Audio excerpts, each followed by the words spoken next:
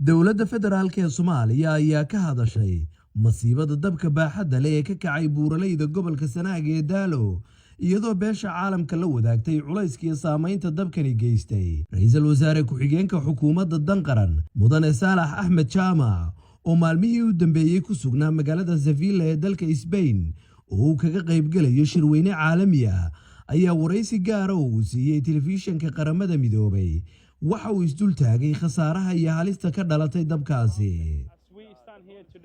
saacadan aan idinla hadlayo buuraha dalkeena gaar ahaan buurta Daalo ayaa dab xoogani ka socda waxaana dadku ku dadaalayaan inay dabkaas xakameeyaan. dabkaasi waxa uu dhibaato baaxad la gaarsiiyay dad iyo dunyaba isagoo saameeyay beeraleydii, xoolo dhaqatadii iyo guud ahaanba bulshada ku nool deegaanka. khasaaraha badankiisa waxa sabab u ah isbeddelka cimilada iyo kulaylka adduunka oo ka mid ah dhibaatooyinka isbeddelka cimilada. inkastoo Afrikaanku aanay waxba ku lahayn abuurista dhibaatadaasi oo kaliya dalalka warshadaha leh ay abuuraan wasakhaynta hawada.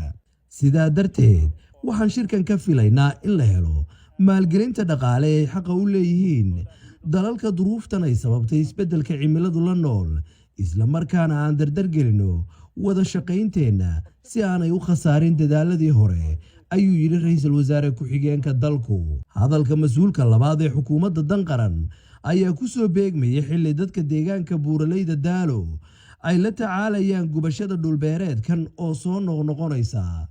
inta la xaqiijiyeyna in ka badan 200 oo beerood ayaa shuf beelay oo dabkani saameeyay sida ay ku soo waramayaan dadka deegaanku.